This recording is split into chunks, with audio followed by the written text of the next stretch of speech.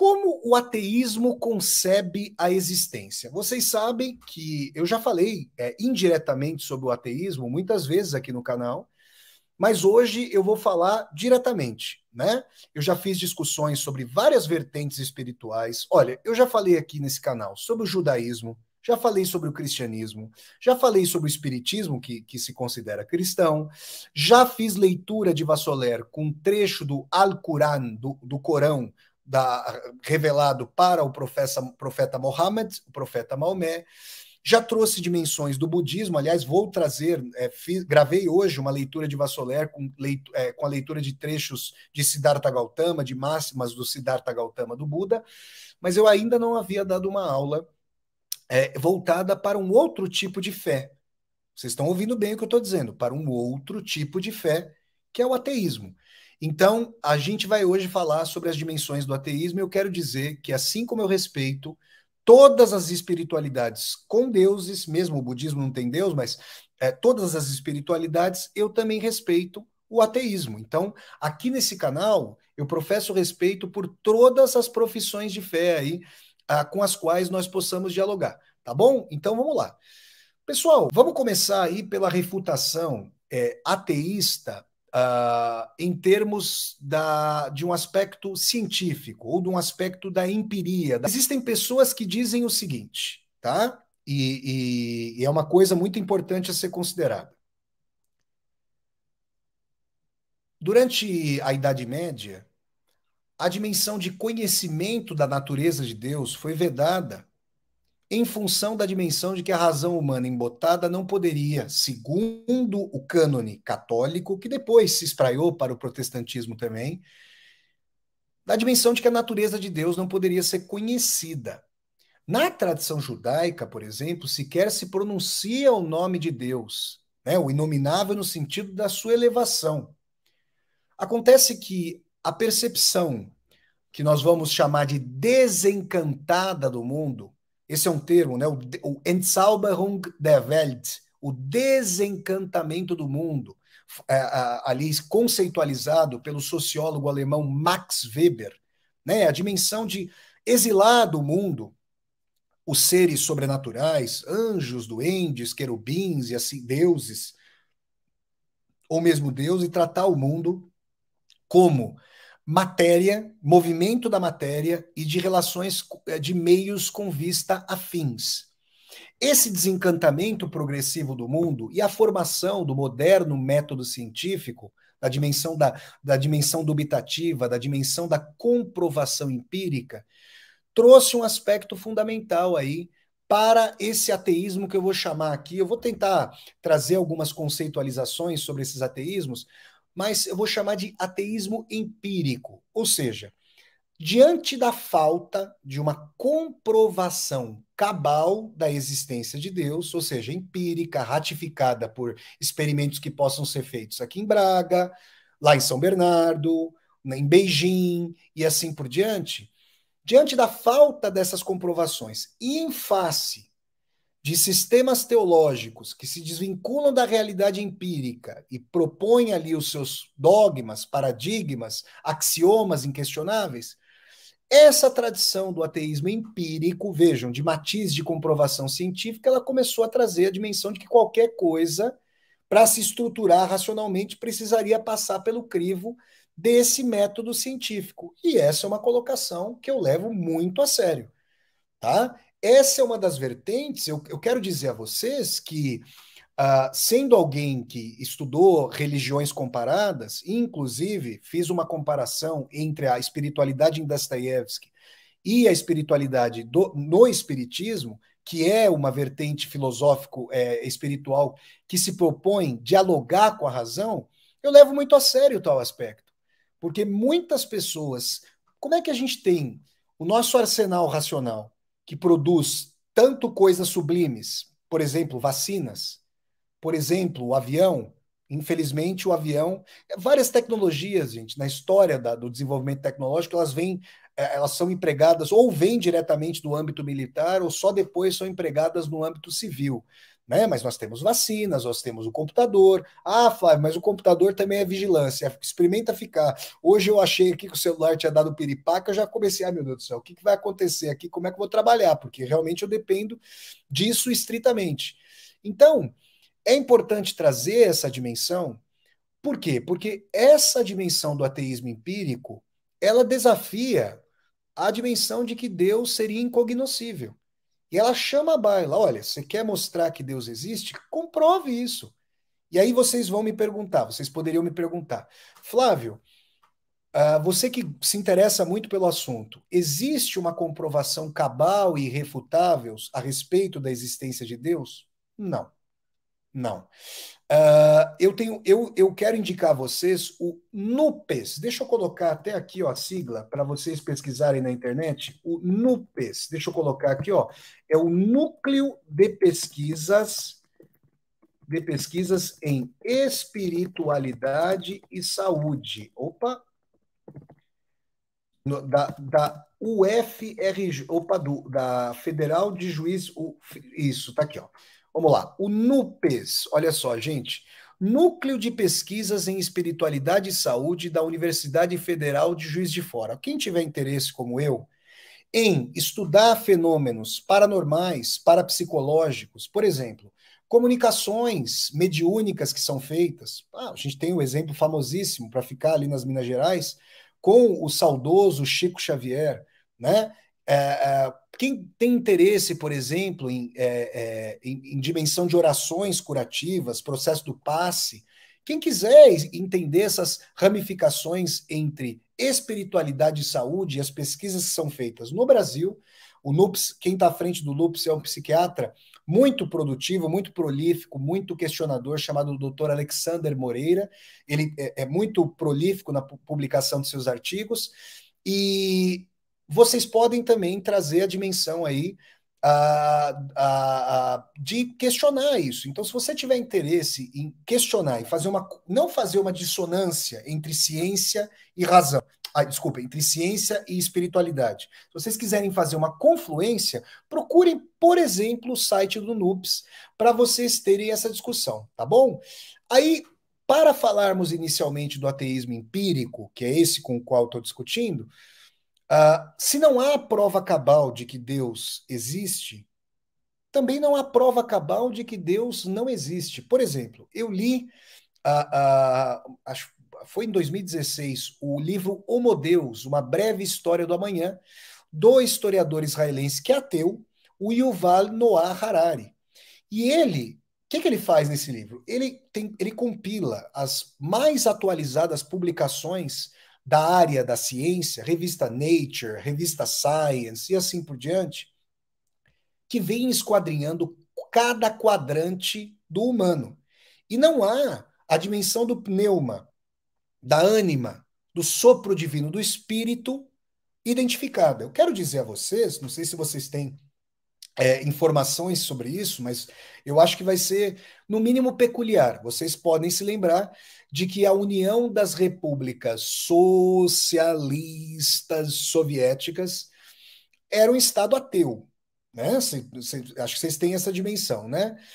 E aí, gente, o que é importante dizer é que a União Soviética utilizava médiums que tinham ali um poder parapsicológico, paranormal, para testarem espionagem contra os Estados Unidos, que por sua vez faziam o mesmo. E aliás, a União Soviética tentou tirar foto do espectro, do espírito, é uma coisa muito interessante, porque esse é um espírito científico. Por que rechaçar a priori algo? Muitos povos da história da humanidade, inclusive que não se comunicavam entre si, desenvolveram dimensões de deuses ou de Deus. Né? Na antiguidade, a maioria é politeísta, inclusive, com cosmogonias. Inclusive, o antropólogo francês formidável Lévi-Strauss construiu uma obra estrutural, de comparação estrutural da estrutura linguística, dos universais linguístico-mitológicos dessas cosmogonias, entendendo que as opções de constituição da cultura, da natureza humana, iam se reiterando com as suas peculiaridades culturais ao redor dos povos. Um teísta diria que isso provaria a universalidade de Deus. Um ateísta diria que, olha, por mais que a língua, por mais que as opções de mediação linguística, de formação da cultura e das cosmogonias sejam amplas, na verdade, as sociedades, a depender também do seu, da sua questão de interação, do grau de interação com a natureza, do fábrico de produtos e tudo mais, as interações não são infinitas e as combinações podem guardar paralelos. Por exemplo, a sintaxe, demandando verbos, pode fazer com que mesmo uma língua menos verbal do que as neolatinas, como o alemão e como o inglês, demandem verbos. E aí a gente pode fazer paralelo com as línguas neolatinas. Claro que elas estão muito próximas, são inclusive do mesmo continente. Então, existem argumentos de que eu diria que reforçam a tese ateísta e que reforçam a tese teísta. Então, em relação ao ateísmo empírico, vejam que eu estou falando aqui em várias direções. Eu considero que a postura mais instigante, como os próprios soviéticos do Estado ateu faziam, é a postura cientificamente agnóstica para postular a dúvida e continuar a buscar alguma dimensão ali de existência ou inexistência de Deus e dos espíritos. Uma vez conversando com um amigo meu, ele formulou uma imagem que eu achei interessantíssima, porque vejam, existem pessoas que simplesmente rechaçam como, digamos, algo não crível ou uma burla a comunicação parapsicológica, tá? Eu já participei de comunicações assim, conheço pessoas que participaram de comunicações assim que receberam mensagens. E a gente vai rechaçar por si só? Eram pessoas críveis para mim. Então, eu não digo que essas pessoas possam cravar uma comprovação, mas elas disseram que as informações que receberam eram informações que não eram passíveis de serem conhecidas pelo médium, pela médium que estava transmitindo. Que hipótese nós poderíamos formular a esse respeito? Bom, a gente poderia formular uma dimensão de que, de alguma forma, houve um contato. Bom, houve a burla, ou seja, alguém soube essa informação. Mas um amigo que é ateu, uma vez, o Vicente, uma vez teve uma ideia que eu quero compartilhar com vocês, é uma hipótese, precisaria ser comprovada. Ele, que é um estudioso dos filósofos gregos e nomeadamente do Platão, chegou a imaginar que nós, ainda não conhecendo todos os estados da matéria, nós poderíamos ali pensar numa nuvem que corporificaria, como a nuvem do celular hoje em dia, as ideias que também seriam materiais e que poderiam ser acessadas por pessoas com mais sensibilidade. Ou as pessoas que nós chamamos de médium por falta de um conhecimento aí da realidade natural. Aliás, o espiritismo, ele não fala em sobrenatural. Ele fala em natural. E aí não haveria uma cisão com as leis naturais. Elas não são ainda de todo conhecidas. Essa foi uma formulação de que essas ideias, essas comunicações ficariam numa nuvem como o mundo das ideias do Platão. Essa é uma hipótese muito interessante, é uma hipótese material que toma o espírito, inclusive, como algo material. Restaria saber se existe ou não vida após a morte, algo que também não está comprovado. Mas esse meu amigo que é ateu, que se coloca como ateu, ele, na verdade, se propôs agnosticamente e de forma livre pensante a dialogar com uma questão que acontece para muitas pessoas, pessoas que visitam centros espíritas, terreiros de candomblé e da Umbanda, com comunicação com os guias e com os médiuns. Então, primeiramente, nessa questão do ateísmo empírico, eu coloco essas questões para nós pensarmos. E vejam, se vocês acompanham, existe, deixa eu agora para terminar este ponto e passar para o ateísmo ético ou antiético, a dimensão ética ou digamos, de ausência da ética, essa é uma outra discussão importante de sentido e tudo mais, eu gostaria de dizer o seguinte, é verdade que na universidade, eu posso dizer, venho dela, leciono ainda em universidade, posso dizer que existe nas humanidades, de forma recorrente, um lugar comum para não se falar da tradição espiritual. E o marxismo, especificamente, os manuscritos econômico-filosóficos do Marx, tratando ali a religião como o ópio do povo, eles, eu diria, empobreceram a discussão antropológica, histórica, filosoficamente crítica sobre o desdobramento da espiritualidade. Gente, todos os povos desenvolveram relações espirituais com o mundo, desenvolveram relações com o sagrado, tiveram questionamentos sobre finitude e infinitude. Isso é muito importante de ser colocado, com os mais diversos desdobramentos, de tal maneira que aquilo que os ateístas mais encarniçados, a gente já vai falar sobre o sentido, chamam de ilusão, deveria ser visto com mais cuidado. Porque se fala de materialismo e de materialismo histórico, como é que algo que fez parte da história humana pode ser rechaçado pura e simplesmente como ilusão? A gente vai falar sobre isso já já. Mas quando defendi a minha tese de doutorado sobre Dostoiévski, que foi publicado em 2018 pela editora Edra, como livro Dostoiévski, a Dialética, Fetichismo da Forma, Utopia como Conteúdo, eu me preocupei em fazer uma discussão trazendo Dostoiévski em diálogo com Hegel, com Allan Kardec, para mostrar essa dimensão de diálogo que o Dostoiévski tinha com o campo materialista e espiritualista.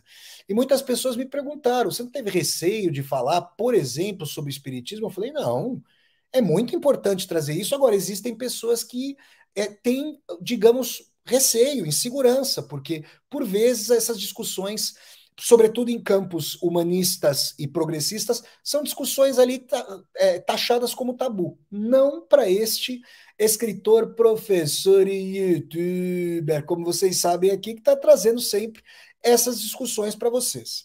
Ora, muito bem, isso colocado, agora eu quero dizer para vocês a respeito do ateísmo, a respeito do ateísmo que eu chamaria de ético, ou que rompe com a dimensão transcendental da ética, ou o ateísmo que nós poderíamos chamar de, não de antiético, mas de uma dimensão de desconstruir qualquer fator de sentido. Vejam, como grandes escritores como Fyodor Dostoiévski, como Lev Tolstói disseram, o ser humano não, os dois mestres russos, o ser humano não apenas vive, o ser humano busca uma razão para viver. E nesse sentido, é bem verdade que, historicamente, a espiritualidade. Vejam, eu ainda vou dar uma aula sobre a diferença entre religião e espiritualidade. Religião, ali, com a dimensão de cristalização institucional da fé, que historicamente se vinculou a abençoar, a dar a bênção ao poder, e essa espiritualidade que está na ordem da dimensão de uma pessoa que está sofrendo uma doença e quer saber se conta com alguém, com algum apoio, com deuses, com deusas, com deusa, com Deus, com algum apoio. Uma pessoa que está ali vendo um ente amado sofrer, uma pessoa amada sofrer e quer saber se é a última vez que vai ver essa pessoa, se vai acabar. Uma pessoa que se pergunta se o amor de sua vida encontrado é uma pessoa ali que já apareceu em outras vidas, que se há algum sentido na vida ou se é tudo poroso. Essas são perguntas recorrentes na história da humanidade. Eu diria a vocês o seguinte: quando nós pensamos na existência de Deus, o Aristóteles, ali na sua metafísica, formulou uma questão importante. Vejam, a matéria que existe, ela vai sendo reduzida a uma causalidade. Então, a causalidade deste Flávio Ricardo Vassoler, que vocês veem aqui agora, são o meu pai e a minha mãe, que por sua vez têm as suas respectivas causalidades. E se nós formos ao início da matéria, se a gente for até a causalidade primeira, que Aristóteles chamou de Deus, a gente vai chegar a uma dimensão do antes e do depois de uma causalidade primeira que estaria na origem mesma da matéria, do impulso, que seria Deus. Inclusive, eu quero indicar para vocês um documentário chamado Encontros no Fim do Mundo, Encounters at the End of the World, do diretor alemão Werner Herzog, Encontros no Fim do Mundo. Tem ali esse documentário belíssimo do Herzog sobre a Antártida, e o Herzog vai conversar com um pesquisador que está ali na Antártida, vejam, pesquisando o Big Bang, ou a explosão, uma hipótese de explosão inicial que teria fundado o universo. E o Herzog pergunta para esse pesquisador, agora de cujo nome eu não me lembro, se eu não me engano, era um pesquisador de uma universidade canadense, e pesquisador, o Herzog pergunta para ele: olha, veja só, você está estudando o Big Bang e você identificou uma partícula subatômica, o neutrino, que não tem função alguma, mas que estava muito e abrangentemente presente no Big Bang. Sabe como o pesquisador ali no Encontros no Fim do Mundo chamou essa partícula? De partícula Deus. Como se fosse alguma mediação sem uma função física. Até então descoberta, pode ser que haja e a ciência ainda não tenha descoberto, mas que era como não dá para nem dizer que é um catalisador, um motivador, um impulsionador da inteligência cósmica, tá? Mas tem essa questão do Aristóteles. Uma vez, eu estava lá, quando eu estava lá nos Estados Unidos, a minha supervisora, a professora do pós-doutorado, a professora Susan McReynolds, muito gentil, uma pessoa com quem eu mantive uma relação profissional maravilhosa, uma pessoa incrível, aliás, mando um grande abraço para ela, onde quer que ela esteja agora, ela está lá nos Estados Unidos, é claro. A gente ali, eu conhecia a família dela, os pais dela, e o pai dela era um físico, pessoa muito inteligente. E uma vez eu fiz uma questão para ele. Olha só que interessante, esses papos de doido que eu adoro e eu espero que vocês também gostem. Bom, quem está aqui, obviamente, está gostando desse papo, digamos assim. O Anaximandro, que é um filósofo pré-socrático grego, ele fez uma vez. Olha, gente, eu não sei vocês, mas às vezes eu chegava de uma balada, ou sei lá, estava com sono de madrugada, não estava com sono de madrugada, eu simplesmente levantava, quando estava lá em São Paulo com a minha biblioteca, eu simplesmente levantava e abria um livro a esmo. E ficava lendo, sentado no sofá e fazendo algumas especulações. Aí eu pegava o caderninho para escrever alguma coisa. Teve um dia que eu cheguei a essa colocação do grande Anaximandro, que pensou o seguinte: se o universo é um todo, olha que piração sensacional, simplesmente sensacional e poética, inclusive. Se o universo é um todo, se nós pensarmos que o universo é um todo parado, não tem grandes problemas. Mas se o universo é um todo e o todo se move, se move, o que é que ficaria no lugar do vácuo deixado pelo todo, caso ele se mova? Aí você vai falar, não, mas se move em todas as direções. Então ele ocupa todos os espaços, mas o Anaximandro pressupôs que se o todo se mover, o que ficaria no lugar dele? O Anaximandro está pensando com uma lógica teísta ou proto-teísta, né, de vinculação a especulações sobre Deus, uma lógica muito interessante, postulando um fora e um dentro. Aí eu conversando com esse pai da minha supervisora lá da pesquisa de pós-doutorado, que era físico, ele falou para mim assim: não, não, não, não, meu filho. Isso aí você tem que pensar na fita de Möbius. Deixa eu colocar aqui para vocês o nome para vocês buscarem na internet. Opa, desculpe aqui, gente. Ih, meu Deus do céu, agora eu vou ter que achar lá a postagem. Onde que tá aqui? Pronto, pronto. Deixa eu colocar aqui a fita de Möbius. Espera aí, gente. Onde é que tá o trema aqui nessa coisa? Porque sumiu o trema, né, gente? Oh, meu Deus. Agora nem trema aqui tem no lugar. Agora eu não sei onde é que tá o trema aqui no teclado, gente. Mas então vai sem trema mesmo. Olha só. A fita de Möbius. Olha só, a fita de Möbius. O que é isso? Imaginem vocês uma fita, tá? Imagina que eu tivesse aqui na minha mão uma fita, tá bom? Imagina, o pessoal enrola um cigarrinho de palha, tal, para fumar. O cigarrinho de palha ali que tem aquela fita que você enrola o fumo, né? E você enrola o cigarrinho de palha. Imagina que eu pegasse essa fita e ao invés de eu unir as duas pontas da fita com um círculo, eu torcesse. Vejam vocês o que eu estou fazendo. Ó, se eu pegar a fita, tá paralela, vamos dizer que ela está paralela aqui à superfície do computador. Aqui, eu estou gravando essa aula pelo computador. Ele tem aqui o teclado. Então imagina que essa fita está paralela ao teclado. Se eu fizer assim com a fita, eu estou fazendo um círculo e a fita tem um lado de dentro e um lado de fora, como o Globo da Morte. Vocês lembram do Globo da Morte? O Globo da Morte é aquele lugar lá que entrava a moto, ó, se a moto não andasse muito rápido, ela podia cair. Então ele tinha que manter uma certa velocidade para andar, e tinha o dentro do Globo da Morte, tinha o fora do Globo da Morte, né? Imaginem isso. Muito bem. Aí, isso colocado, o que o pai da minha supervisora lá, que era um físico muito bacana, propôs? com a fita de Möbius. Deixa eu colocar mais uma vez aqui o nome da fita de Möbius. Imagina que você pega essa fita agora, aí você vai torcer essa fita ao redor do próprio eixo, e aí sim você vai vincular uma ponta a outra. O que vai acontecer nessa fita de Möbius? Presta atenção que isso é um modelo matemático para o universo. O que está fora está dentro, o que está dentro está fora. Calma que eu vou explicar. É tranquilo para vocês entenderem.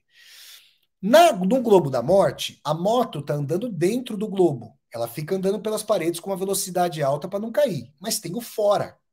Agora, se eu pegar a fita e torcê-la ao redor do próprio eixo e atar as pontas, a moto, ao invés dela fazer assim um circuito por dentro, e se ela tivesse fora, um circuito por fora, ela, quando ela estiver andando por dentro, a fita torcida faz com que ela também ande por fora.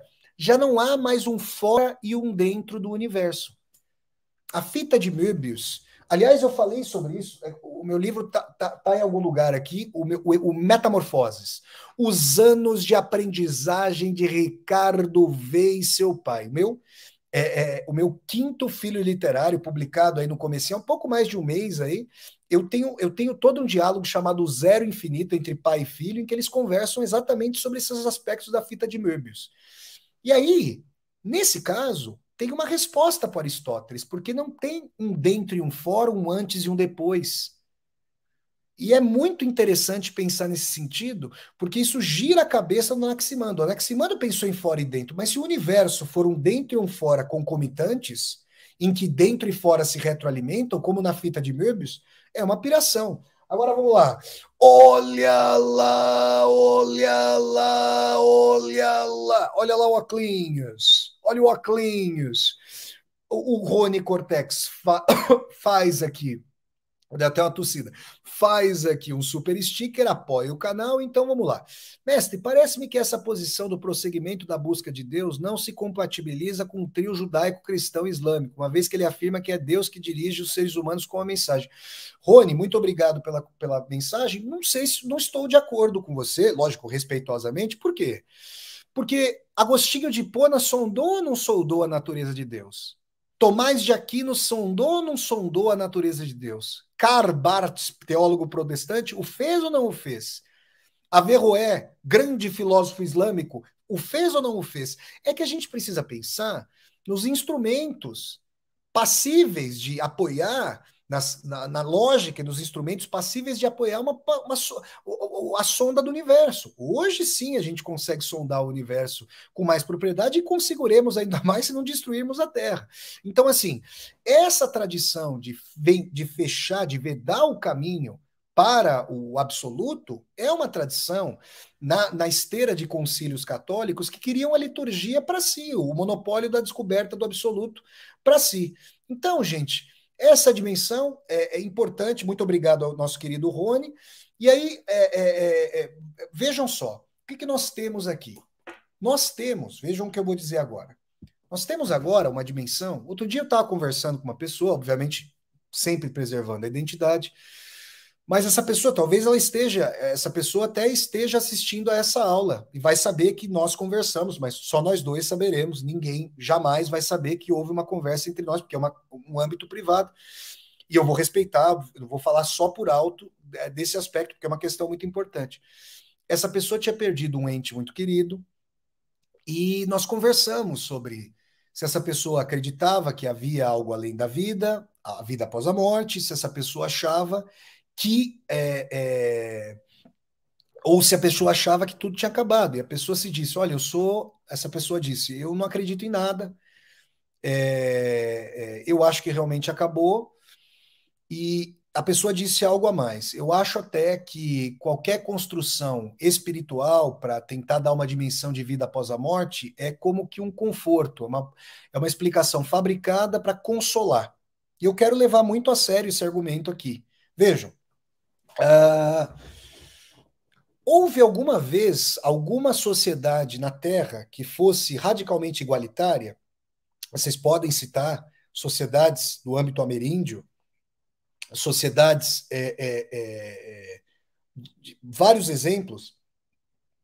E se eu puxar a partir da modernidade, se eu puxar, por exemplo, a moderna organização social, A igualdade é um desejo, mas a desigualdade tem sido uma tônica. E há pessoas que falam, por exemplo, em revolução, em estabelecimento de sociedades sem classe que nunca existiram. Não havendo, e não sabemos se pode haver, de fato, sociedades assim constituídas. Não se trata de uma fé em algo que nunca existiu. A pessoa poderia dizer que esse algo é material. Material onde se nunca houve na história? Estou dando um exemplo. Onde que é material? Onde? Os seres humanos se colocam, o capitalismo incentiva muito isso, esse turbocapitalismo neoliberal concorrencial, mas os seres humanos mostram a solidariedade, mas também capacidade bélica terrível.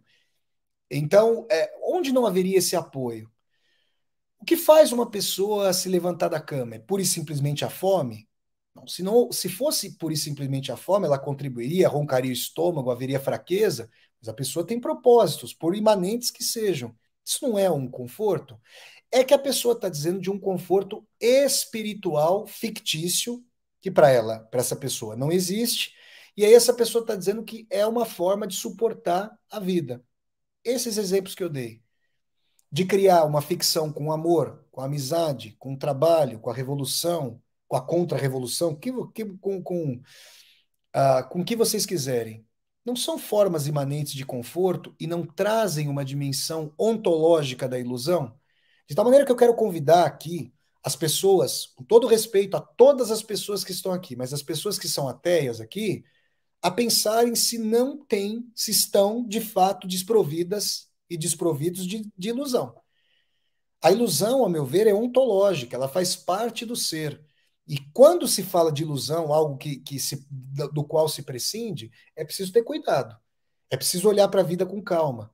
É preciso pensar se aquele afã com a cervejinha no fim do dia, se o jogo de futebol, se a relação amorosa, se a projeção de uma viagem não estão fazendo, às vezes, de um sucedâneo, de um conforto ali.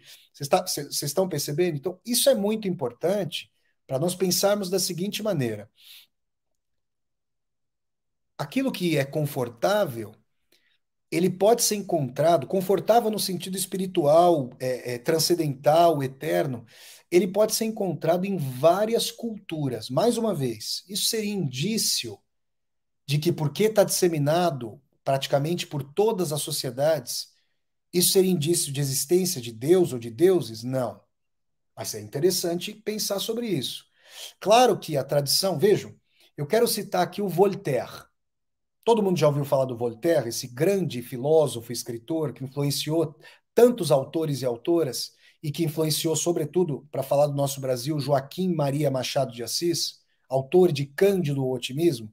Além de eu ter lido o Cândido Otimismo do Voltaire, o Zadig, outro conto maravilhoso do Voltaire, eu li um livro muito proveitoso para minha formação, chamado O Filósofo Ignorante. Vejam esse título, por favor. E eu espero aí que as pessoas que professam ateísmo, mais uma vez, com todo respeito, tenham, digamos, a dúvida e a humildade do Voltaire, porque ele chamou o livro de O Filósofo Ignorante. Parece um oxímoro, parece um paradoxo, e eu vou explicar para vocês. O Voltaire era, como todo iluminista, profundamente anticlerical no sentido de perceber a boa parte das mistificações que, ao longo da história, instituições e religiosas trouxeram, abençoando o poder, abençoando a dominação. Só que o Voltaire, uma vez desconstruídos os dogmas da tradição religiosa, se colocou aberto para sondar a natureza de Deus e para dizer: olha, eu não sei se Deus existe, eu posso ser anticlerical, mas manter uma postura agnóstica com relação à existência ou inexistência de Deus, porque a razão ainda não comprovou tais aspectos. O próprio Immanuel Kant, na sua crítica da razão pura, foi dando a dimensão de que o nômeno, a essência da realidade, a essência do fenômeno ali, não apreensível pela razão na sua dimensão empírica, seria inapreensível, seria não cognoscível. São questões importantes para trazer. E eu me lembro de ler o livro O Filósofo Ignorante como uma ode à dúvida, porque me parece que, em face da imensidão do cosmos, dizer que se sabe cabalmente se os físicos, até há 20 anos, quando eu estava ali, sábado, 11 de setembro de 2001 vai fazer 20 anos, metade da minha vida, hein, gente? Quando aconteceu lá o atentado às Torres Gêmeas, o ataque terrorista às Torres Gêmeas nos Estados Unidos. E eu vou fazer uma resenha no sábado do filme 11 de setembro do Ken Loach. Me parece algo pretensioso que se os físicos, pelo menos há 20 anos, como os meus professores falavam ali, que não sabiam se o universo estava em expansão ou retração, dizer, por exemplo, que se sabe de forma absoluta se há ou não a existência de uma inteligência cósmica. O físico nuclear Andrei Sakharov, uma das mentes cientificamente mais brilhantes da antiga União Soviética, que fez parte do programa de construção da bomba atômica soviética, o Tsar Bomba, o artefato mais aniquilador já jogado na superfície terrestre, uma coisa simplesmente atroz, sobre a qual eu falei no meu quarto livro, O Diário de um Escritor na Rússia, publicado pela editora Edra em 2019, né, e o Metamorfose, publicado pela editora minha e da minha irmã, a Nômade, fiel como os pássaros migratórios. O Sakharov virou um grande ativista contra a energia nuclear, depois que viu aquele horror que havia sido liberado sobre a Terra. E o Sakharov chegou a dizer que acreditava, um físico nuclear acreditava que poderia haver uma inteligência superior, uma arquitetura para o universo. Era uma fé dele? Era. Mas ele está dizendo, como cientista, que não conseguiria encampar a realidade. Vamos lá. Muito obrigado. Deixa eu colocar o óculos de novo. Olha lá, olha lá, olha lá. Agora com óculos. O Rony Cortex faz um super sticker. Eu agradeço ao Rony e vou ler aqui a pergunta dele com óculos, hein, gente? Com óculos de sol. Vamos lá. Estão falando aí que eu estou parecendo xerife aí com óculos de sol, hein, gente? Xerife nada, hein, gente? Pelo amor de Deus, hein? Vamos lá. Então, você não está convencido, como Agostinho estava, de que Deus veio à Terra na pessoa de Jesus, fato que é a essência do cristianismo? Rony, obrigado, Rony. Essa é uma percepção católica, essencialmente católica. E, aliás, eu quero explicar para o Rony a origem disso. O Constantino, imperador romano, estava ficando doido. Por quê? Porque depois da conversão, vamos nos lembrar de que Roma era politeísta até a conversão do Constantino, do imperador Constantino, no século IV. E essa dimensão de haver a Trindade, Pai, Filho e Espírito Santo, estava fazendo com que os politeístas reivindicassem para si o cristianismo. O que o Constantino fez? Ele chamou os grandes doutores ali da teologia, da filosofia da época, levou-os para Niceia, fez um concílio, jogou a chave fora e falou: vocês vão resolver esse quiprocó, porque eu preciso fazer as cartas irênicas e apaziguadoras, porque a cristandade vai rachar. E aí surgiu historicamente a Trindade Una, Pai, Filho e Espírito Santo. É aí que surge historicamente. Leiam o livro História do Cristianismo, do historiador britânico Paul Johnson, que é maravilhoso para fazer essas discussões, tá bom? Então, gente, isso colocado, vem a dimensão. Como o ateísmo concebe a vida sem qualquer dimensão de sentido? Porque vejam, o que é o sentido espiritual? É uma dimensão de que a pessoa se sente guarnecida nessa vida, ou em outras vidas, se a pessoa acreditar em reencarnação, vidas pretéritas, vidas futuras e assim por diante, por uma inteligência cósmica, universal, Deus, chamem vocês como quiserem. Agora, o ateísmo, desprovendo o universo de Deus, de uma inteligência, ele vai postular o princípio do caos, o princípio da gratuidade. Flávio, não é possível, como eu já ouvi muitas vezes, não é possível que o universo tenha se formado desta, dessa e daquela maneiras sem haver uma inteligência norteadora. Por quê? Qual é a idade do universo?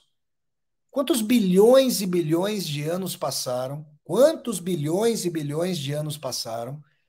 Quantas probabilidades de composição do carbono, da estrutura basilar da vida se deram, se perderam, até que num local propício, que pode ser a Terra entre muitos outros, porque, por exemplo, se o universo for infinito, eu estou autorizado a dizer, já disse isso no meu livro Metamorfoses, inclusive. Eu estou autorizado a dizer que um professor chamado Flávio Ricardo Vassoler, que também é nômade, fiel como os pássaros migratórios, e também tem esses óculos aqui que eu estou usando agora, esses óculos de sol. Tinha um professor como eu falando para pessoas como vocês em cidades que têm o mesmo nome que as cidades onde vocês vivem, que a gente tem duplos na recombinação infinita da matéria em outro local do espaço.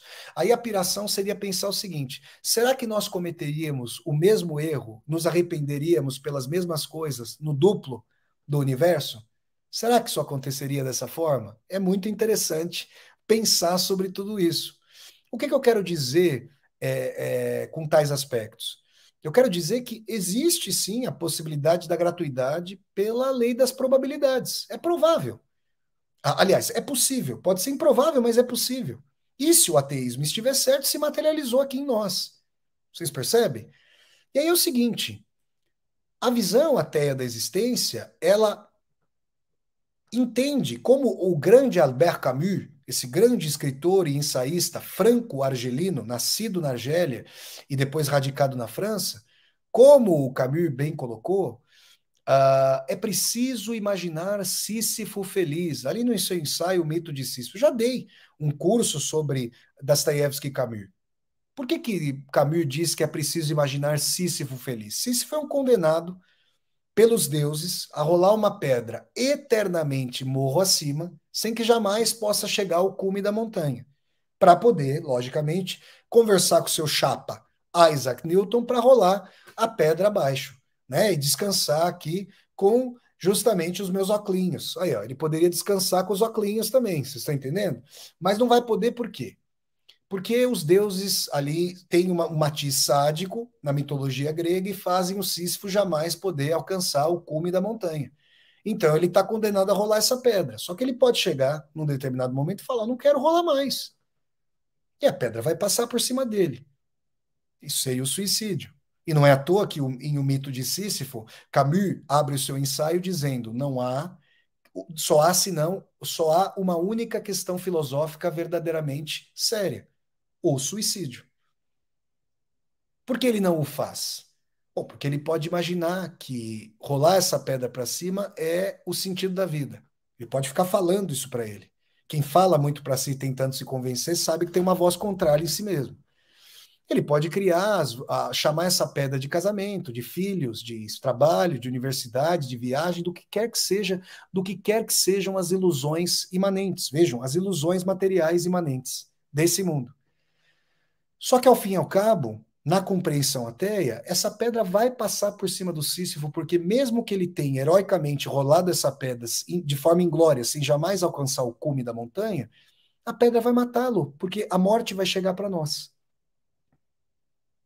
Essa é a concepção nua e crua do ateísmo. O ateísmo mais consequente, o ateísmo mais lancinante, a depender, vejam, aí é preciso dizer que existem as gratuidades da vida. Por exemplo, existem ateus e ateias que tiveram pais amorosos, que tiveram vidas ali com carinho, amor, então mostram mais vinculação com a vida. Então não tiveram pensamentos, ainda que o ateísmo tenha uma dimensão do suicídio, eu já vou comentar sobre isso, como um dos penhascos. A pessoa tem uma história de vida de amorosidade, de felicidade, não teve doenças, não teve tragédias na vida, foi seguindo uma trajetória, se sentiu remediado. Então, como que toma a vida em ponto morto como dada, mas não está levando as últimas consequências à seguinte dimensão. Já imaginaram que, pensando agora pela lógica da gratuidade, se integrar um relacionamento de 15 anos, 20 anos, ir ao ápice da felicidade ao píncaro da dor, digamos assim, poderia ter acontecido como não poderia ter acontecido? Que o fato de vocês terem o pai e a mãe que tiveram ou têm é totalmente gratuito e aleatório? Que as experiências, mesmo os aprendizados mais que vocês consideram mais essenciais, são completamente retráteis e são formas de crença, são formas de religiosidade sem Deus? Essa é a dimensão. A gratuidade, o acaso. E aí, gente, como acontece com o jovem Hippolyte, na obra O Idiota, no romance O Idiota, do grande Fyodor Dostoiévski, há um momento em que a pessoa olha para a cara de medusa da vida que não tem cara de medusa, porque a cara de medusa, o ateu, para a ateia, é uma criação mitológica, então a vida ela não tem cara. Como diria o Demócrito, o universo é pura e simplesmente uma chuva cega de átomos que não fazem sentido algum.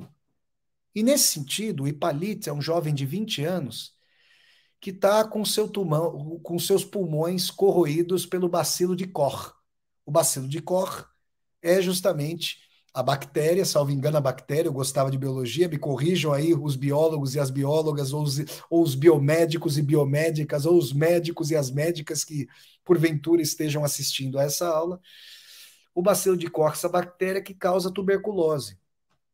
E aí o Hippolyte, ele sente o que, tragicamente, crianças que têm doenças terminais, imagina uma criança com doença terminal, é curioso, né? Porque assim, não existe no universo, para a concepção do ateísmo, qualquer dimensão de diferenciar a criança do adulto para o idoso, a não ser a lei das probabilidades que faz com que um organismo mais jovem tenha mais chance, o que não significa jamais certeza, de prolongar a sua existência do que o mais velho, que já está se exaurindo, cujo princípio de vida está se exaurindo. Então, quando eu digo quando eu trago essa dimensão porque nós tomamos como escorreito uma vida que tenha supostamente começo, meio e fim, mas isso é uma ficção também.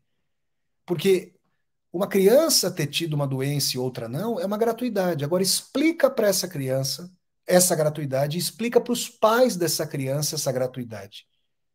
Será que eles não gostariam de que houvesse um sentido, inclusive para ter alguém, uma instância maior a quem culpar por isso? Ou para se aferrar a uma dimensão de sentido de por que isso deveria ter acontecido? O Hippolyte está fazendo essa pergunta. E me parece que pessoas que passaram por situações limítrofes, de acidentes, de doenças, de tragédias, de sofrimentos, se fizeram tais perguntas. Tais perguntas movimentam a minha literatura, tudo que eu escrevo, a minha vida. Tais perguntas movimentaram as obras aí dos autores e autoras em quem eu me inspiro. Seja no âmbito da literatura, da filosofia. Aliás, vocês sabem que eu não faço muita distinção entre esses âmbitos aqui. E a questão é que essas perguntas, já diria um Friedrich Nietzsche, são não perguntas. A partir da morte de Deus, perguntar, fazer essas questões, é ter saudade da metafísica. Essa é a resposta do Nietzsche. Então, qual seria a verdade da vida? A secura, o silêncio do cosmos, a dimensão de que ninguém está cuidando de nós, a dimensão de que nós estamos radicalmente sozinhas e sozinhos no mundo, a dimensão de que não há uma causalidade nos estruturando, e a dimensão de que se algo aconteceu na nossa vida, poderia não ter acontecido. Imagina você sentir um arrependimento irrevogável, irrevogável, porque você atravessou a rua no momento errado, o carro abalroou alguém e a pessoa perdeu a capacidade de andar. Isso poderia não ter acontecido. Vocês já imaginaram? E literariamente eu sou obrigado a imaginar isso, isso é uma tragédia, claro. Vocês já imaginaram o que é essa pessoa olhando ao seu redor e dizendo: foi comigo, poderia não ter sido, por que não foi com outrem? Isso é humano?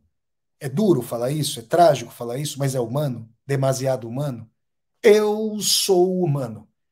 E, portanto, nada do que é humano me é estranho. Vocês estão entendendo cada vez mais aí porque que eu ponho a máxima do Terêncio?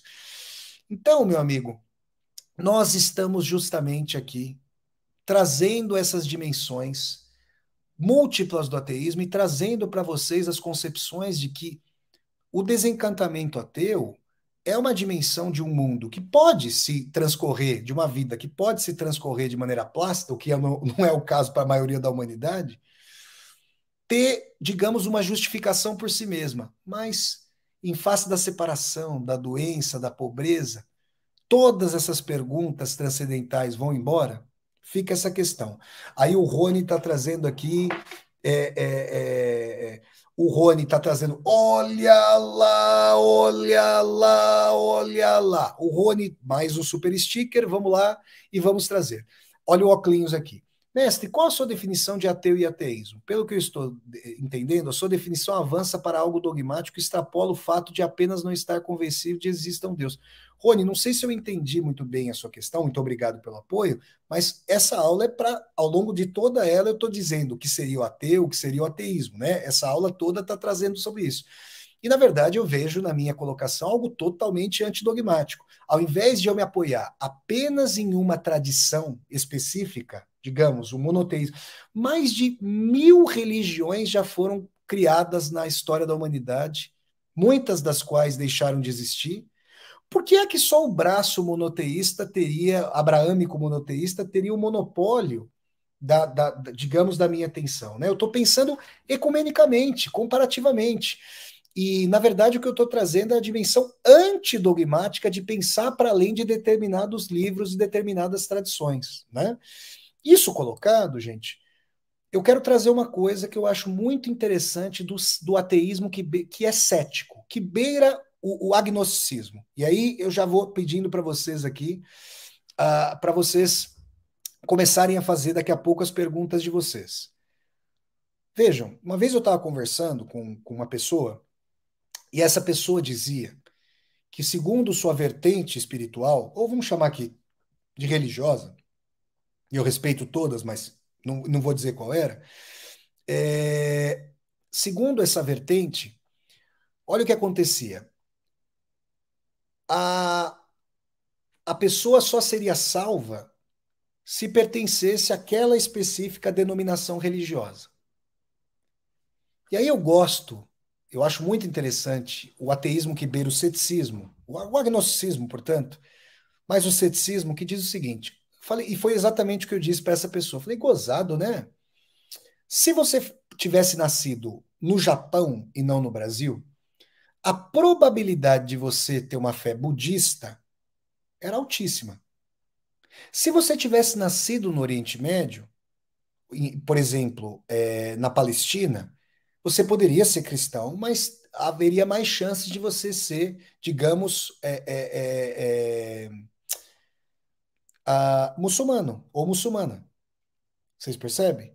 E assim por diante. Por que tomar um posicionamento específico como o centro norteador da vida e da racionalidade? Por que tomar isso? Porque digamos, a crença em que uma verdade unívoca, endógena, fez ao longo da história é trazer dogmatismo, é trazer briga, guerras religiosas, né? É o protofanatismo. Ao passo que perceber a contiguidade entre as diferentes tradições espirituais justamente traz a posição para perceber que ser cristão, cristã, muçulmano, muçulmana, budista, hinduísta, candomblessista é uma função do pertencimento de onde se vem. É possível matizar a verdade como verdades e é possível perceber o que há de. Aí é interessante, o que há de contíguo no diferente. E essa característica dubitativa sobre a existência é muito interessante, por quê? Porque ela postula um princípio de humildade em relação à própria posição e de percepção que uma pessoa que não partilhe da sua fé ou da sua falta de fé pode se sentir menosprezada e com direito se você quiser trazer simplesmente a dimensão de que sua fé ou falta de fé, ou fé na falta de fé, como eu estou dizendo aqui, como o ateísmo tem uma profissão de fé, eu já disse aqui na aula, que isso pudesse ser a verdade posta e transcendental por si só. Vocês estão percebendo? E aí, olha lá, olha lá, olha lá. O Rony traz mais uma pergunta. Qual a sua definição de ateu? Rony, meu querido, obrigado pela ajuda. Eu acho que é assim, gente, e aliás é boa essa pergunta pelo seguinte: vocês já perceberam que eu não gosto de definições? Definição é dar fim. Eu procuro trabalhar com abertura conceitual. Eu concebo a realidade. Tem uma querida amiga minha, que é minha aluna também, a Sheila Mann, que tá, ó, um beijo para minha amiga Sheila Mann, e está fazendo um curso comigo sobre os irmãos Karamazov, e a gente analisa a cada aula um capítulo dos irmãos Karamazov. É um sonho ministrar esse curso, justamente sobre a principal obra que eu li na minha vida, eu sempre falo para Sheila, Sheila, a realidade para mim é um esfumato. O que que é o esfumato? A técnica do Leonardo da Vinci, aquela névoa, aquele enevoamento, aquele embaçamento, aqueles tons cinzas, cinza que misturam aspectos da realidade.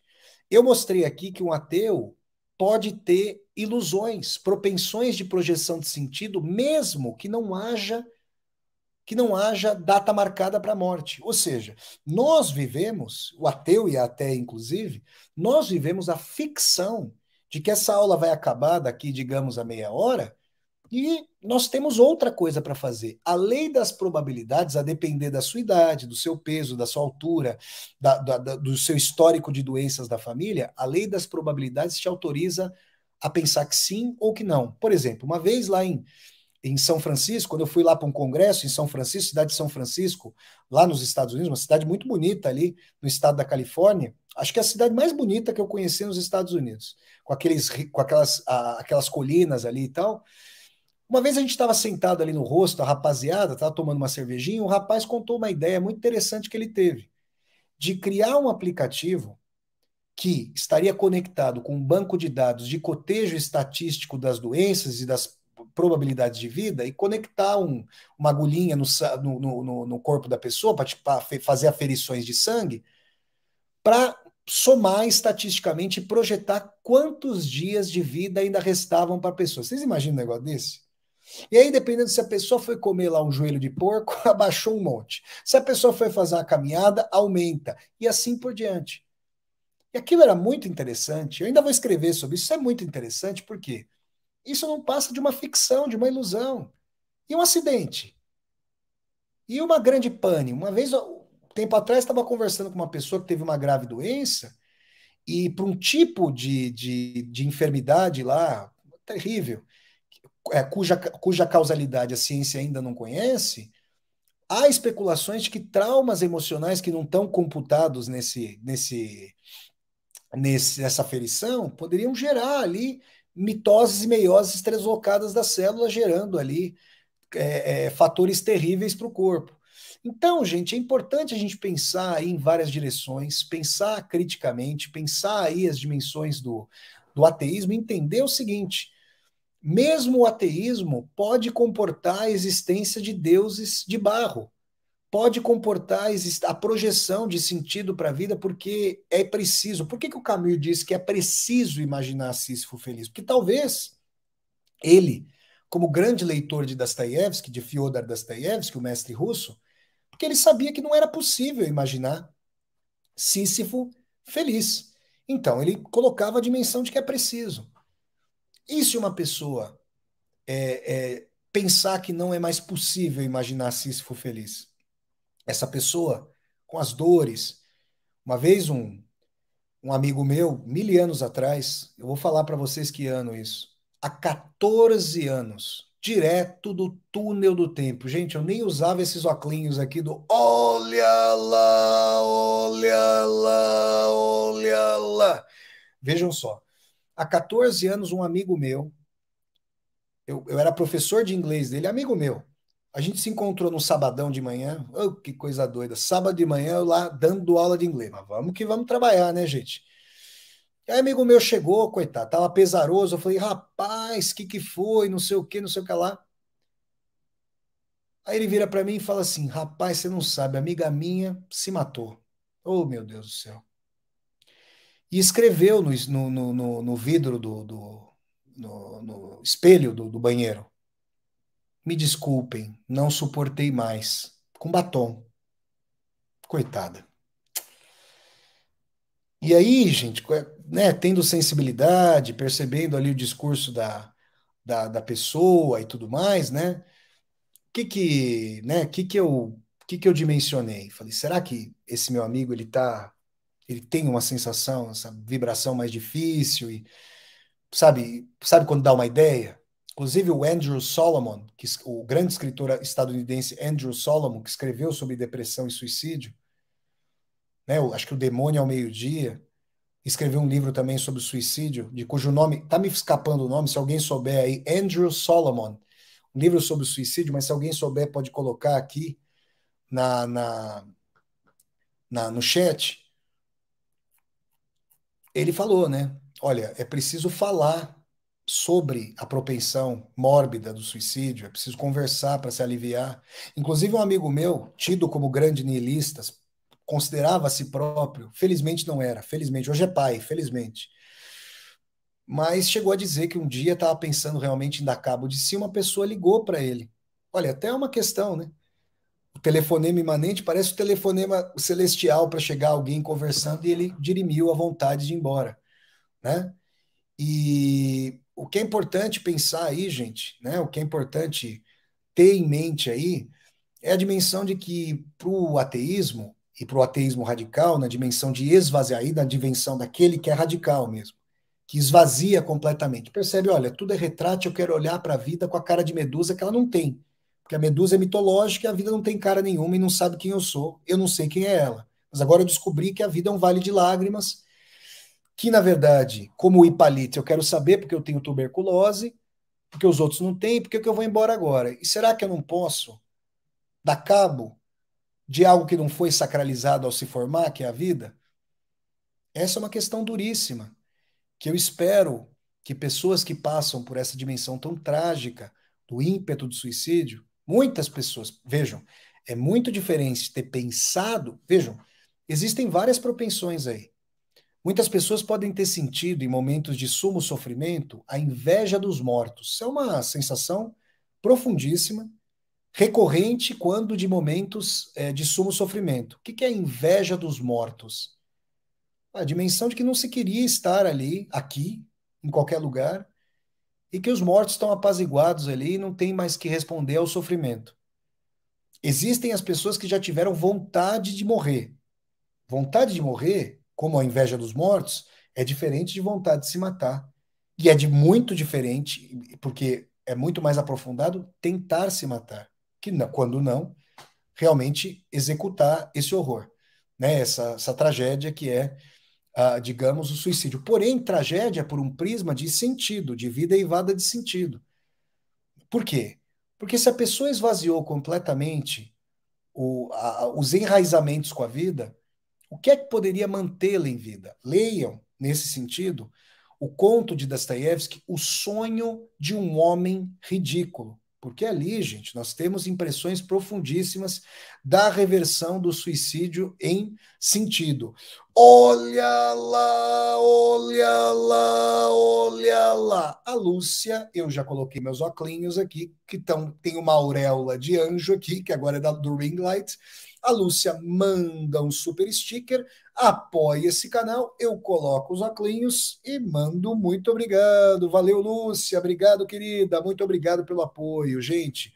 Olha, gente, essas discussões tentam ali trazer um panorama para alguns sentidos, né? Isso é uma questão inesgotável, com várias discussões feitas ao longo da história da filosofia, com defesas encarniçadas do ateísmo, a lá fé na falta de fé, com defesas encarniçadas na existência de Deus, ou seja, fé na fé, e com dimensões aí volterianas do agnosticismo a lá a obra O Filósofo Ignorante, cuja leitura eu recomendo a vocês. A partir de agora, gente, eu vou procurar perguntas que vocês tenham feito aqui no meu canal do YouTube. Podem mandar as suas perguntas, por favor, e podem mandar as suas perguntas, só que eu peço que vocês comecem a fazer as perguntas em caixa alta, para eu saber que vocês estão falando comigo, tá bom? Vamos lá, deixa eu ver as perguntas de vocês aqui.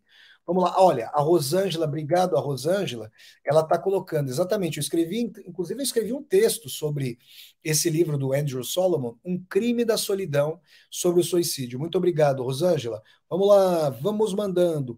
O Soldado 121, que tem o símbolo do glorioso Esporte Clube. Salve o Corinthians, o campeão dos campeões. Oh, oh, eternamente. Grande soldado 121 tá aqui, ó, lendo aí tá com o símbolo do Corinthians, está me perguntando se eu sou ateu? Não, Eu sou corintiano, meu amigo. Eu sou corintiano aí, ó, minha religião. Corintiana apostólico romano. Vamos lá, obrigado, meu amigo. Vamos lá. Deixa eu ver aqui se tem perguntas de vocês aí. Vamos ver. Vamos lá, deixa eu ver aqui como é que estamos aqui. Deixa eu ver. Vai mandando perguntas aí, gente. Eu estou procurando perguntas aí de vocês. Vocês mandaram perguntas? A Karina está perguntando: Sísifo não tinha esperanças em que os deuses mudassem de ideia? Karina, boa pergunta, hein? Sabe o que eu diria? Olha, tinha um conhaque na década de 90, mas essa é a verdade mesmo. Tinha um conhaque na década de 90, só não vou falar o nome do conhaque aqui, não, vou falar o nome do conhaque? Posso falar? Vou falar. Tome um Dreyer, desce macio e reanima, porque essa era a fé do Cis, falar, pelo amor de Deus, como é que pode uma bucha de canhão dessa aí? Então ele poderia acreditar nisso, mas isso não é uma fé, justamente? Aí que tá, vamos lá, vamos ver aqui. É, é, é, o Victor está fazendo uma colocação aqui muito interessante. Olha só, existem tantas concepções de Deus que, antes de tudo, quando alguém se intitula ateu, é bom perguntar: você é ateu de qual Deus? Ah, boa, é uma colocação muito espirituosa do nosso querido Victor. Vamos lá. O Felipe Fauri faz uma outra pergunta aqui interessante. Você não acha que o conceito de Deus, tanto Deus, ciência, quanto da religião, são conceitos a serem superados? Não sei, Felipe. Eu tenho lá as minhas dúvidas a esse respeito. Eu tenho meus posicionamentos espirituais, tá? As pessoas sabem aqui, eu já muitas vezes no canal, né? E realmente, se de fato, como determinados ramos da ciência apontam para fazer com que as pessoas vivam 500, 600 anos, esses seres que viverão como deuses, praticamente imortais, daqui a pouco com a idade do Matusalém, né, o mais velho ser humano na Bíblia, talvez para eles a dimensão de Deus seja o ego. Vocês imaginam o tamanho do ego de uma pessoa desse jeito? Minha Nossa Senhora. E, obviamente, que isso vai ser disponível ali para quem puder pagar uma bagatela, uma fortuna nesse sentido, né? Vamos lá, pessoal, vamos lá, mais perguntas aí. Vocês têm mais perguntas? Vamos mandando perguntas, gente. Estou caçando as perguntas de vocês. Vamos mandando as perguntas. Deixa eu ver. Chegou mais pergunta aqui. Bom, aí vocês estão fazendo os comentários do que vocês lerem. Quem tiver perguntas pode mandar. Eu estou procurando perguntas de vocês aqui.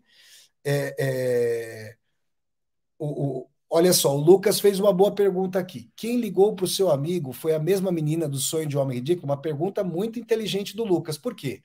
Porque lá no Sonho de Homem Ridículo, o encontro da personagem Dostoiévski com a mocinha, a menininha, que pede ajuda para sua mãe, mostra que ele tem uma ponte com a vida e desconstrói, digamos, o ateísmo dele, o niilismo dele. É curioso, Lucas, porque eu fiz não essa pergunta muito boa que você fez especificamente, mas eu falei, por que você me fala desse telefonema? Será que você não se pergunta sobre algum chamamento? Ele zomba, ele ri, mas de qualquer maneira eu fico feliz que hoje seja uma pessoa que é pai, que afirmou a vida e fala ainda que ser pai é niilista. Aí são os paradoxos aí da pessoa, são os sumos paradoxos, né? Deixa eu ver aqui. Aí o Rony faz uma pergunta boa. Mestre, se um Deus quisesse ser conhecido, alguém conseguiria impedir isso? Rony, eu acho que tem uma concepção nessa sua pergunta de que dessa dimensão da onipotência, como se ela fosse uma coisa como se ela fosse uma coisa que acontece de uma vez só. Nós, quando éramos, digamos, crianças, tínhamos a dimensão do que nós temos hoje. E é curioso porque a gente pode pensar sobre a dimensão de tempo da Idade Média. Olha, quando eu ando aqui na cidade de Braga, que é uma cidade bimilenar, tem mais de 2000 anos, foi fundada pelos romanos, e nos dias em que eu estou sossegado, porque eu estou trabalhando muito, como vocês sabem, mas nos dias em que eu estou mais sossegado, que eu caminho aí pela cidade, e eu vou passando de uma praça para outra, com o badalar dos sinos e os chafarizes, eu não estou aqui no capitalismo neoliberal, eu estou numa outra dimensão de tempo. Como é que seria a minha contemplação do universo nesse sentido?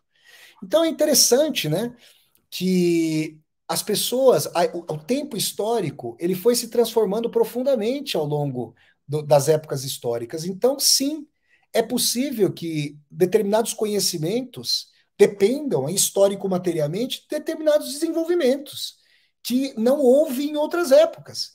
E outra coisa, talvez, por exemplo, eu penso no filme do Stanley Kubrick, 2001, Uma Odisseia no Espaço.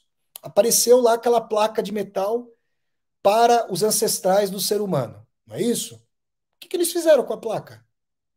Nada. Que conhecimento eles tinham, inclusive do material da placa? Agora, o que nós podemos fazer com essa placa hoje? O que os nossos sucessores o farão? Percebe? Vamos lá, deixa eu ver aqui, ó. Olha, a Carinha está dizendo que o Dreia está R$ 17. Vou pensar nisso quando estiver em alguma situação similar. A disse: tome um Dreyer, desce macio e reanima. Gente, olha, conhaque até é bom de vez em quando, não estou estimulando, é uma brincadeira aqui com todos vocês, pelo amor de Deus, né?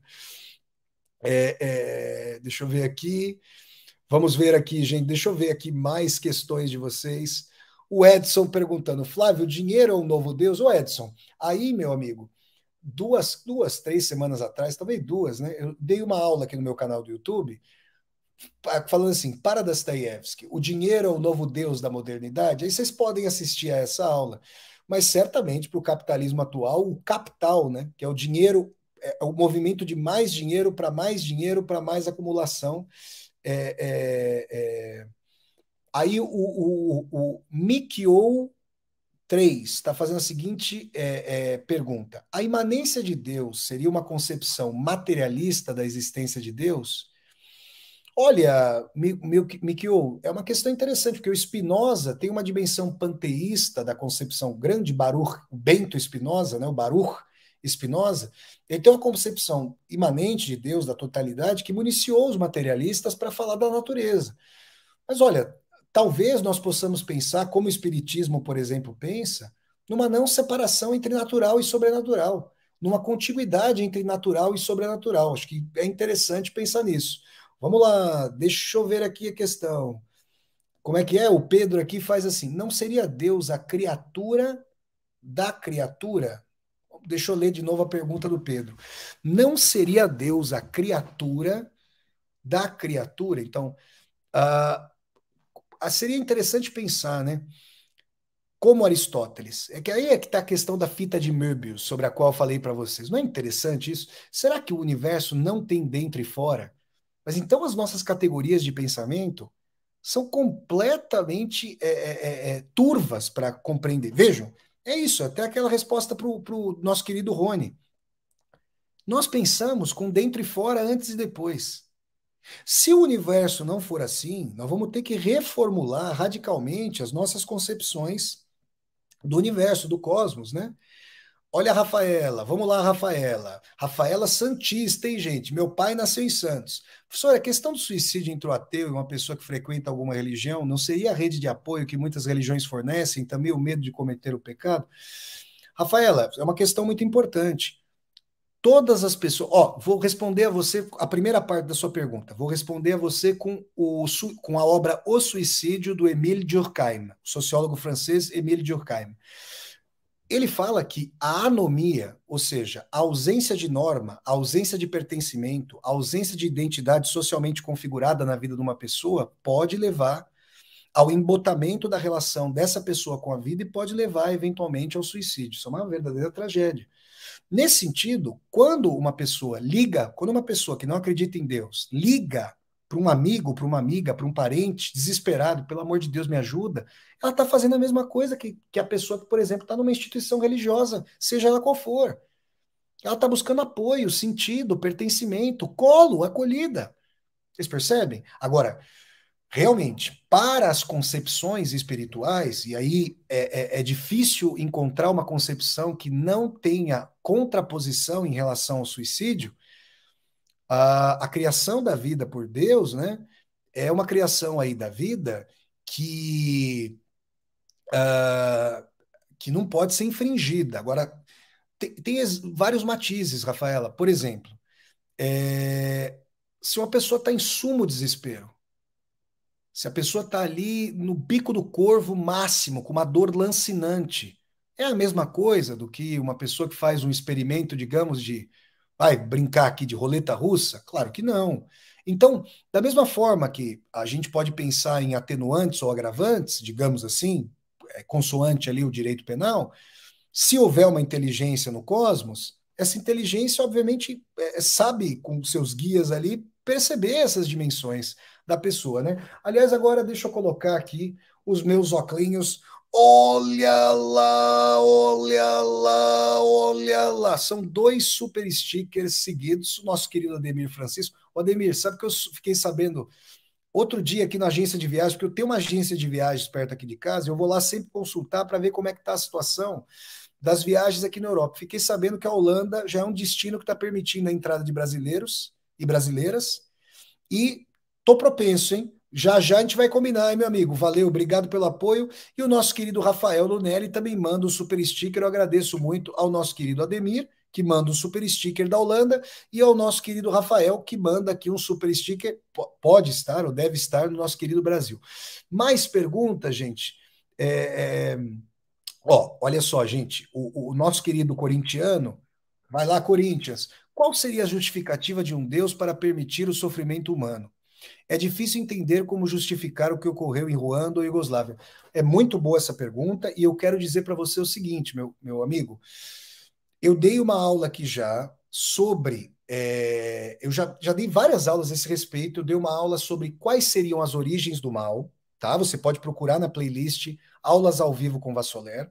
Eu já dei uma aula também, recentemente, acho que faz um mês. Qual a origem do mal? Agostinho de Hipona, Santo Agostinho e Allan Kardec respondem. Então, eu acho que eu pediria a você para assistir a essas aulas e ver como é que você se sente, como é que você se coloca diante dessas respostas dadas, tá bom? Vamos lá. O Rony está falando assim.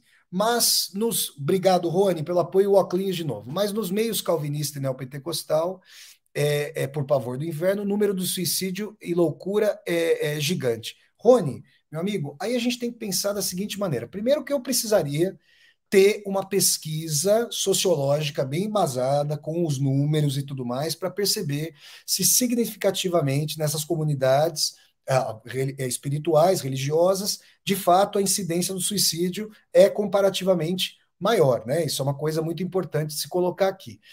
Depois, digamos, para não apenas falar dessas tradições, mas determinadas tradições têm ali um fechamento sobre o indivíduo, um encampamento sobre sua subjetividade, sua vida privada, suas ações, isso pode implicar uma série de relações, né?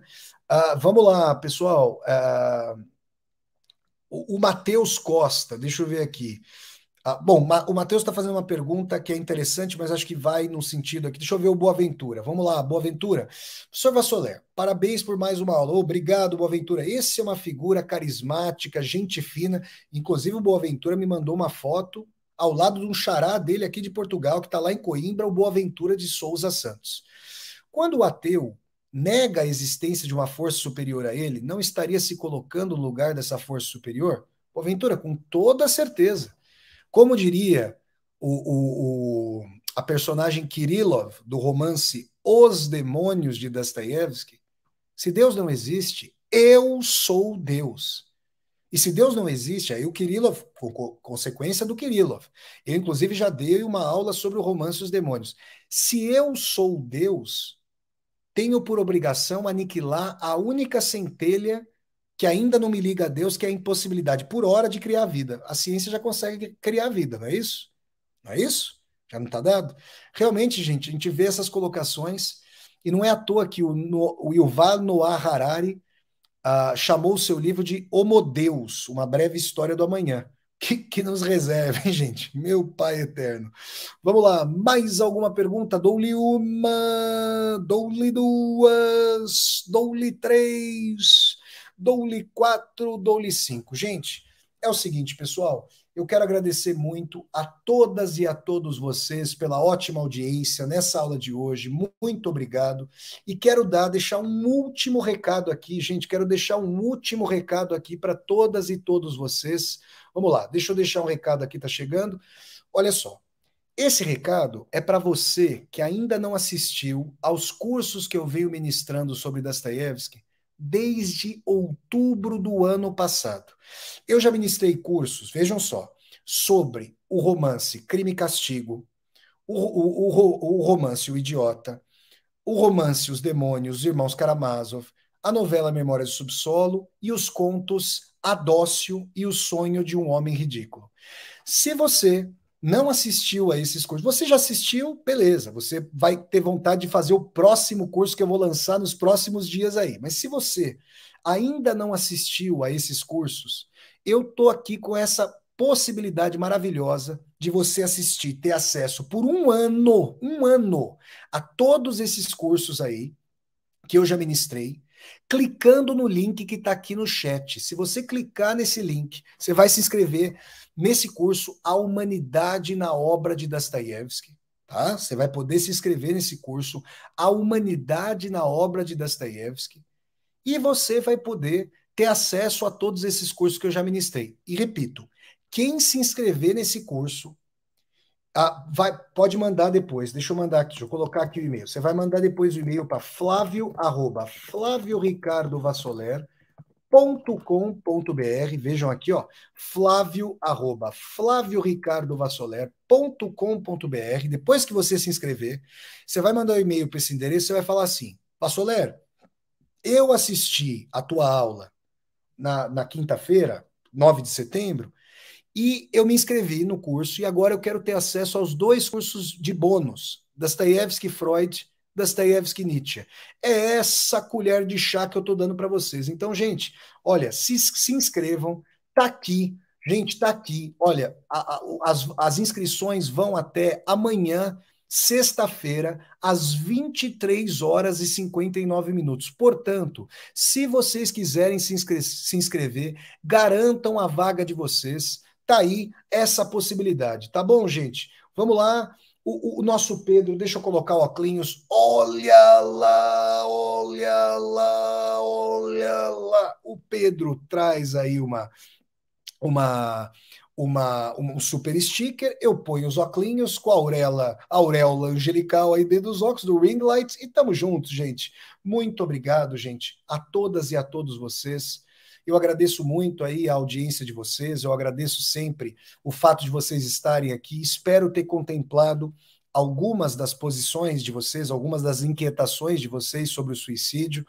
Eu quero convidar todas e a todos vocês para, neste sábado, às 10 horas da manhã, assistirem a resenha no meu canal do YouTube sobre o filme 11 de setembro, do cineasta inglês Ken Loach. Ele fala sobre o 11 de setembro de 2001, que vai completar 20 anos no sábado, mas ele também fala sobre o 11 de setembro de 1973, que foi a data do golpe militar no Chile com apoio dos Estados Unidos. Eu tenho toda a comiseração pelas 2 ocorrências, tanto pelas vítimas do atentado terrorista contra as Torres Gêmeas, quanto pelas vítimas do horrendo golpe militar contra a população chilena, que elegera democraticamente o socialista Salvador Allende para a presidência à época. No mesmo sábado, às 17 horas, eu vou receber a psicóloga e escritora e doutoranda em psicologia clínica pela Universidade Federal do Ceará, Maria Camila Moura, que é uma pessoa muito inteligente, muito competente. Nós vamos falar no Vassoler Debate, a partir das 5 horas desse sábado, 11 de setembro, sobre literatura e psicologia, diálogos entre literatura e psicologia. No domingo, às 11 horas da manhã, as viagens de Vassoler vão levar vocês até Aveiro mais uma vez e vocês vão caminhar comigo pela chuva da Praia da Barra até a Praia da Costa Nova para eu mostrar a vocês em Aveiro, uma belíssima cidade praiana de Portugal, as casas do Peter Pan ali em Aveiro. Tá bom, gente? Muito obrigado a todas e a todos vocês. Fiquem bem. Tenham uma ótima continuação de semana, um bom final de semana. Estamos juntos. Tchau, pessoal. Valeu, gente. Um grande abraço, pessoal. Tchau, gente. Valeu, valeu, valeu, gente.